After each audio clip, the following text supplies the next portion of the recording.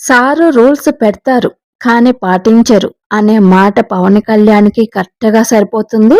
ఎందుకిలా అంటున్నానంటే, పవన్ కళ్యాణ్ ఈ రాష్ట్రానికి డిప్యూటీ సీఎంగా ఉండి 'ఓజీనో క్యాబేజీనో' మూవీ తీశారు. మరి దానికి టికెట్టు రూ. 1000 పెట్టారు. సామాన్యులు ఎవరైనా థియేటర్‌కి వెళ్లి సినిమాని రూ. 1000 టికెట్ పెట్టి చూడగలుగుతారా అంటే, నాకు తెలిసి పవన్ కళ్యాణ్ ఫ్యాన్స్ తప్పనిచ్చి ఎవరూ చూడకపోవచ్చు. యావత్తు ప్రజానీకానికి నేను తెలియజేయడం ఏమనగా, ఇలాంటి వాళ్ళని ఎంకరేజ్ చేయకండి.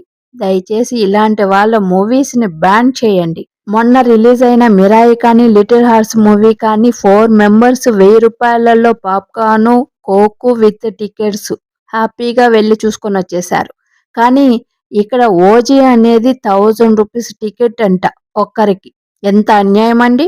పవన్ కళ్యాణ్ పైకి కనపడడు కానీ జనాలని దోచేయడంలో తనకంటూ ఒక స్టైల్ ఉంది.